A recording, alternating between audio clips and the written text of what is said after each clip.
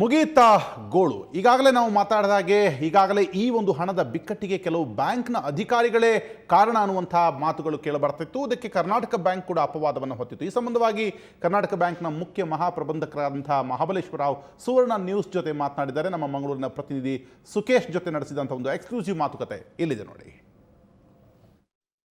44 ದಿನಗಳಿಂದ ಯಾವುದೇ cash flow ಆಗ್ತಾ ಇಲ್ಲ ಅನ್ನೋದು ಒಂದು ಆತಂಕದ ಸ್ಥಿತಿ. ಈ ಬಗ್ಗೆ ಚರ್ಚೆ ಮಾಡಲಿಕ್ಕೆ ನಮ್ಮ ಜೊತೆ ಕರ್ನಾಟಕ ಬ್ಯಾಂಕಿನ ಹಿರಿಯ ಅಧಿಕಾರಿಗಳಾಗಿರುವಂತಹ ಮಹಾಬಲೇಶ್ವರ ಅವರು ನಮ್ಮ ಜೊತೆ ಇದ್ದಾರೆ. ಈ 44 ದಿನಗಳಲ್ಲಿ ಯಾಕೆ ಈ ಥರದ ಸಮಸ್ಯೆ ಸರಿಯಾಗಲಿಲ್ಲ, ವಿಳಂಬ ಆಯಿತು ಯಾಕೆ? ವಿಳಂಬ ಅನ್ನೋದಕ್ಕಿಂತ ಇದು ಬಹಳ ಪ್ರಮುಖವಾದಂಥ ನಿರ್ಧಾರ.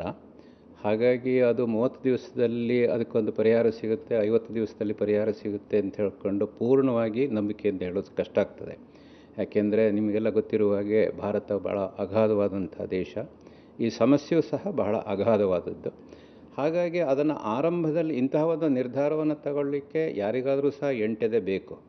ಅಂತಹ ಒಂದು ಎಂಟೆದೆಯ ಒಂದು ಕರ್ತೃತ್ವ ಶಕ್ತಿಯನ್ನು ನಮ್ಮ ಪ್ರಧಾನಮಂತ್ರಿಯವರು ಈ ಸರಿ ತೋರಿಸಿದ್ದಾರೆ. ಎಲ್ಲರೂ ಸಹ ಅದರಲ್ಲಿ ಸ್ವಲ್ಪ ಕಷ್ಟ ಆದರೂ ಸಹ ಅದನ್ನು ಸಹಿಸಿಕೊಂಡು ಒಂದು ಭಾರತದ ಹಿತದೃಷ್ಟಿಯಿಂದ ನಾವೆಲ್ಲರೂ ಸಹ ಕೆಲಸ ಮಾಡಬೇಕಾಗಿದೆ. ಈ ಕೆಲವು ಕ್ಯಾಶ್ ಇದು ಕಾಳಧನ ಇದರಲ್ಲಿ ಕೆಲವು ಬ್ಯಾಂಕ್ ಮ್ಯಾನೇಜರ್ಗಳು ಅಧಿಕಾರಿಗಳು ಕೈ ಜೋಡಿಸ್ತಾರೆ ಅನ್ನೋ ಆರೋಪ ಕೇಳಿ ಬರ್ತಿದೆ. ಅಂದರೆ ಮೋದಿಯವರು ಒಳ್ಳೆ ಕೆಲಸ ಮಾಡಿದ್ರು, ಅದನ್ನು ಬ್ಯಾಂಕರ್ಗಳು ಮತ್ತು ಅಧಿಕಾರಿಗಳ ಇದರಿಂದ ಒತ್ತಡದಿಂದ ಹಾಳು ಮಾಡಿಬಿಟ್ರು ಅನ್ನುವ ಪರ್ಸೆಪ್ಷನ್ಸ್ ಇದೆ. ಸೊ ಇದಕ್ಕೆ ನೀವೇನು ಆನ್ಸರ್ ಕೊಡ್ತೀರಿ?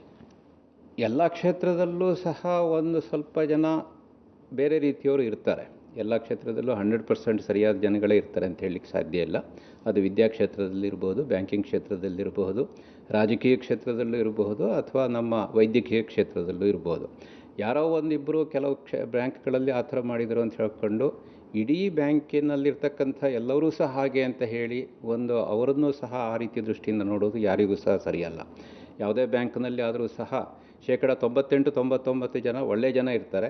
ಯಾರೋ 1% ಅಥವಾ 2% ಈ ಥರ ಮಾಡಿಲ್ಲ ಅಂತ ಹೇಳಿದಿಲ್ಲ. ಅದಕ್ಕೆ ಏನು ನಮ್ಮ ಲಾ ಎನ್ಫೋರ್ಸಿಂಗ್ ಏಜೆನ್ಸಿ ಇದ್ದಾರೋ ಅವರು ಸೂಕ್ತವಾದಂಥ ಕ್ರಮ ತಗೊಳ್ಬೇಕು. ಅದಕ್ಕೆ ಬ್ಯಾಂಕ್ ಕಡೆಯಿಂದ ಎಲ್ಲ ಬ್ಯಾಂಕ್ನವರು ಸಹ ಅದಕ್ಕೆ ಸಹಕಾರ ಕೊಡ್ತಾ ಇದ್ದಾರೆ.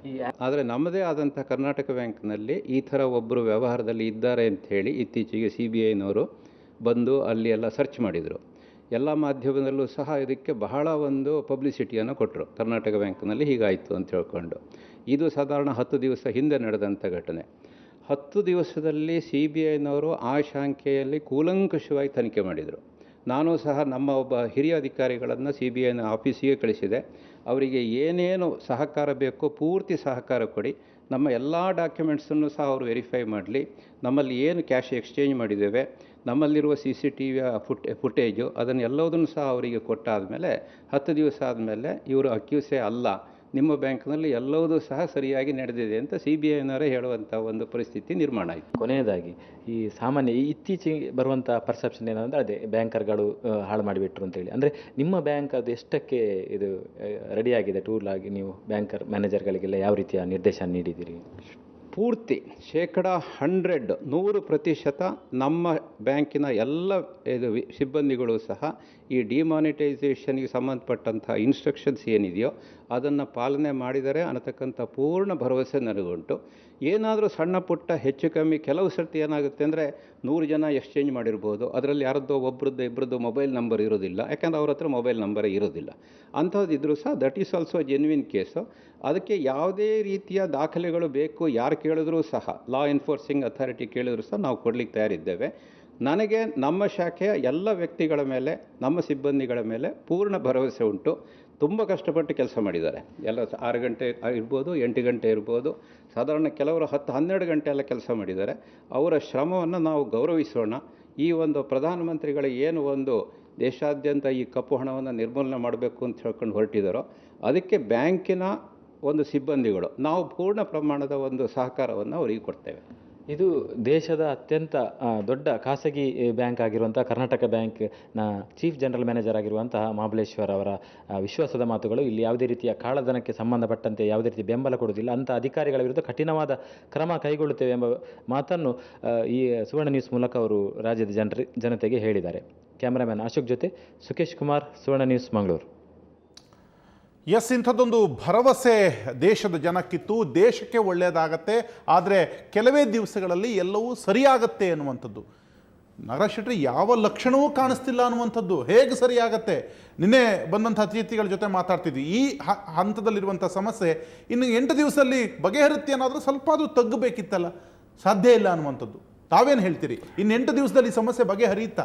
ನೋಡಿ, ನಾವು ಕರ್ನಾಟಕ ಪ್ರದೇಶ ಬ್ಯಾಂಕ್ ನೌಕರರ ವತಿಯಿಂದ ಇದಕ್ಕೊಂದು ಮೊನ್ನೆ ಪ್ರತಿಭಟನೆಯನ್ನು ಮಾಡಿದ್ದೀವಿ. ನಾಳೆ 28ನೇ ತಾರೀಕಿಗೆ ನಾವು ಅದೇ ಸಾರ್ವತ್ರಿಕ ಮುಷ್ಕರವನ್ನು ದೇಶದಾದ್ಯಂತ ಮಾಡ್ತಾಯಿದ್ವಿ. ಸಾಕಷ್ಟು ಪ್ರಮಾಣದಲ್ಲಿ ನೋಟನ್ನು ನೀವು ಸಪ್ಲೈ ಮಾಡಿ ಅಂತ. ಆದರೆ ವಾಸ್ತವ ಸಂಗತಿ ಹೇಗಿದೆ ಅಂದರೆ, ಈಗ ನಾನು ಮೌಲ್ಯದ ಬಗ್ಗೆ ಹೇಳ್ತಿಲ್ಲ, ನಮ್ಮಲ್ಲಿ ಈಗ ಚಲಾವಣೆಯಲ್ಲಿ ರದ್ದಾದ ನೋಟುಗಳು 23,000 ಕೋಟಿ ನೋಟುಗಳು ಚಲಾವಣೆಯಿಂದ ರದ್ದಾಗುತ್ತೆ. ಆದರೆ ನಮ್ಮ ದೇಶದ ಪ್ರಿಂಟಿಂಗ್ ಪ್ರೆಸ್ಗಳು ಏನಿದೆಯಾ, ಆ ಪ್ರಿಂಟಿಂಗ್ ಪ್ರೆಸ್ಗಳು ಅದರ ಸಾಮರ್ಥ್ಯವನ್ನು ಮೀರಿ 8 ಗಂಟೆಯವರು ಕೆಲಸ ಮಾಡೋದು, 10 ಜಾಸ್ತಿ 16 ಗಂಟೆ ಕೆಲಸ ಮಾಡಿದರೂ ಕೂಡ ಅವರು 350 ಕೋಟಿ ನೋಟನ್ನು ಒಂದು ತಿಂಗಳಲ್ಲಿ ಅವರು ಪ್ರಿಂಟ್ ಮಾಡ್ಬೋದು. ಸೊ ಅದನ್ನೇ ನೀವು ಲೆಕ್ಕ ಹಾಕಿದರೆ 7 ತಿಂಗಳ ಅವಧಿ ಬೇಕು ಆ 23,000 ಕೋಟಿ ನೋಟನ್ನು ಭರ್ತಿ ಮಾಡಲಿಕ್ಕೆ. ಈಗ ಆಗಿದ್ದು ಬರೀ 3 ತಿಂಗಳು, ಇನ್ನು ಉಳಿದಿದ್ದು 4 ತಿಂಗಳು ಆದ ರೀತಿಯಲ್ಲಿ ಬೇಕಲ್ಲ. ಸೊ ಆ ದೃಷ್ಟಿಯಿಂದ ನೋಡಿದರೆ ನೀವು ಡಿಸೆಂಬರ್ 30ನೇ ತಾರೀಕು ಅಥವಾ 31ಕ್ಕೆ ಈ ಸಮಸ್ಯೆಯಲ್ಲಿ ಸ್ವಲ್ಪ ಮಟ್ಟಿಗೆ ಪರಿಹಾರ ಯಾಕೆ ಆಗ್ಬೋದು ಅಂತಂದರೆ, 500 ನೋಟುಗಳು ಸ್ವಲ್ಪ ಮಟ್ಟಿಗೆ ಸಿಗ್ಬೋದು. ಅದನ್ನು ಬಿಟ್ಟು ಜಾಸ್ತಿ ನಿಮಗೆ ಮಹತ್ತರವಾದ ಬದಲಾವಣೆ ಆಗುತ್ತೆ ಅಂತ ಊಹಿಸೋಕ್ಕೆ ಸಾಧ್ಯ ಇಲ್ಲ. ಆವತ್ತು ಇದನ್ನು ದಿಟ್ಟ ನಿರ್ಧಾರ ಅಂತ ನಾವು ಮೋದಿಯವರು ಸಾಗಿಸ್ಬೋದು. ಈ ದಿಟ್ಟ ನಿರ್ಧಾರ ಅವರನ್ನು ಹೇಳಿದಾಗ, ಈಗ ನಿಮ್ಮ ನಗದುರಹಿತ ಬ್ಯಾಂಕಿನ ಬಗ್ಗೆ ಏನೂ ಇರಲಿಲ್ಲ, ನಗದುರಹಿತ ಬ್ಯಾಂಕಿಂಗ್ ಮಾಡಬೇಕಾದ ಬಗ್ಗೆ ಏನು ಹೇಳಿಲ್ಲ. ಅವ್ರು ಹೇಳಿದ್ದು ಕಾಳಧನ, ಭ್ರಷ್ಟಾಚಾರ ಮತ್ತು ನೀವು ಟೆರರಿಸ್ಟ್ ಅವರನ್ನು ಮಟ್ಟ ಹಾಕೋದು ಮಾತ್ರ. ಈಗ ಇದ್ದಕ್ಕಿದ್ದಾಗೆ ನಗದುರಹಿತ ವ್ಯವಹಾರಕ್ಕೆ ಹೊರಡಿಕೊಂಡು ಹೇಳ್ತಿದ್ದಾರೆ ಏನಂದರೆ, ನಮಗೆ ಅಲ್ಲಿ ಪೂರ್ವ ಸಿದ್ಧತೆ ಇಲ್ಲ, ನಿಮಗೆ ಬೇಕಾದ ನೋಟು ಕೊಡೋಕೆ ಆಗ್ತಾ ಇಲ್ಲ. ಒಂದು ಸಲ ಇದು ನನ್ನ ಸಾಧನೆ ಅಂತ ಹೇಳಿಕೊಂಡವರು ನನ್ನ ವೈಫಲ್ಯ ಕೂಡ ಅವನು ಹೇಳ್ಕೋಬೇಕಲ್ಲ, ಆ ವೈಫಲ್ಯ ಕೂಡ ಅವರದ್ದೇ ಆಗುತ್ತಲ್ಲ. ಸೊ ಇದಕ್ಕೆ ನೀವು ಬ್ಯಾಂಕನ್ನಾಗಲಿ ಮತ್ತೊಬ್ಬರ ಗುರಿ ಮಾಡೋಕ್ಕಾಗಲ್ಲ. ಮಹಾಬಲೇಶ್ವರ ಕೂಡ ಹೇಳಿದರು, 100ರಲ್ಲಿ 1% 2% ಕೆಟ್ಟವಿರ್ಬೋದು. ಯಾವ ಸಿಸ್ಟಮಲ್ಲಿ ಕೂಡ ನೀವು 100ಕ್ಕೆ 100 ನಾವು ಅದನ್ನು ಹೇಳೋಕ್ಕೆ ಬರೋದಿಲ್ಲ. ನಾವು ಕೂಡ ಅಪೇಕ್ಷೆ ಮಾಡ್ತಿರೋದು, ನಾವು ಕೂಡ ಪ್ರದೇಶ ನೌಕರ ಸಂಘದಿಂದಾಗಲಿ ನಮ್ಮ ABI ವತಿಯಿಂದಾಗಲಿ ಕೇಳ್ತಿರೋದು, ಪಾರದರ್ಶಕತೆ ಬೇಕು. ನೀವು RBI ಎಷ್ಟು ನೋಟನ್ನು ನೀವು ಪ್ರಿಂಟ್ ಮಾಡ್ತಾ ಇದ್ದೀರಾ, ಎಷ್ಟು ನೋಟನ್ನು ಬಿಡುಗಡೆ ಮಾಡ್ತಿದ್ದೀರಾ, ಅದನ್ನು ನಮಗೆ ಎಷ್ಟು ಕೊಡ್ತಿದ್ದೀರಾ, ಪ್ರೈವೇಟ್ ಬ್ಯಾಂಕ್ಗಳಿಗೆ ಎಷ್ಟು ಕೊಡ್ತಿದ್ದೀರಾ, ಬೇರೆ ಬ್ಯಾಂಕ್ಗಳಿಗೆ ಎಷ್ಟು ಕೊಡ್ತಿದ್ದೀರಾ ಅನ್ನೋದನ್ನು ನಮಗೆ, ನಮ್ಮ ಸಾರ್ವಜನಿಕರಿಗೆಲ್ಲ ಗೊತ್ತಾಗುವಾಗ ನೀವು ಪ್ರಕಟಿಸಿ. ಎಸ್, ಆಗ ಪ್ರಕಟಿಸಿದಾಗ ಅಲ್ಲಿ ಏನಾಗುತ್ತೆ, ಏನು ಆಗ್ತಾ ಇದೆ ಅದು ನಮ್ಗೆ ಗೊತ್ತಾಗುತ್ತೆ. ಅತ್ಯಂತ ಮತ್ತಷ್ಟು ಆತಂಕದ ವಿಚಾರವನ್ನು ನಾಗರಾಜ್ ಶೆಟ್ಟಿ ಅವರು ಹೇಳ್ತಿರುವಂಥದ್ದು. ಈ ಸಮಸ್ಯೆ ಬಗೆಹರಿಯುವ ಲಕ್ಷಣ ಕಾಣಿಸ್ತಾ ಇಲ್ಲ. ಬಗೆಹರಿಬೇಕಾದ್ರೆ ಇನ್ನೂ 6-7 ತಿಂಗಳುಗಳೇ ಬೇಕು ಅನ್ನುವಂಥದ್ದು, ಇದು ಆಶ್ಚರ್ಯಕರವಾದಂಥ ಸಂಗತಿ. ಅದರ ಜೊತೆಗೆ ಇನ್ನೊಂದು ಮಾತು ಹೇಳ್ತಾರೆ, ಯಾವ ವ್ಯಕ್ತಿ ಒಂದು ದಿಟ್ಟ ನಿರ್ಧಾರವನ್ನು ತೆಗೆದುಕೊಂಡು ಇದು ನನ್ನ ಸಾಧನೆಯನ್ನು ಹೇಳ್ತಿದ್ದಾರೋ, ಈಗ 50 ದಿವಸಗಳ ನಂತರವೂ ಕೂಡ ಈ ಸಮಸ್ಯೆ ಅರ್ಧದಷ್ಟು ಕಡಿಮೆ ಆಗಿಲ್ಲ ಅಂದರೆ ಇದು ನನ್ನ ವೈಫಲ್ಯ ಅಂತ ಕೂಡ ಪ್ರಧಾನಿ ಮೋದಿಗಳು ಹೇಳಬೇಕಾಗತ್ತೆ ಅನ್ನುವಂಥ ಮಾತನ್ನು ಹೇಳ್ತಿದ್ದಾರೆ. ಹಾಗಿದ್ರೆ RBI ಮತ್ತು ಕೇಂದ್ರ ಸರ್ಕಾರದ ನಡುವೆ ಅಂತರ ಇದೆಯಾ? ಇದು ಕೇವಲ ಪ್ರತಿಷ್ಠೆಗೆ ಅಥವಾ ಒಂದು ದಿಟ್ಟ ನಿರ್ಧಾರದ ಹೆಜ್ಜೆಯ ಹಿಂದಿನ ಸತ್ಯ ಏನು? ಇವೆಲ್ಲದರ ಬಗ್ಗೆ ಚರ್ಚೆ ಮಾಡ್ತೀವಿ.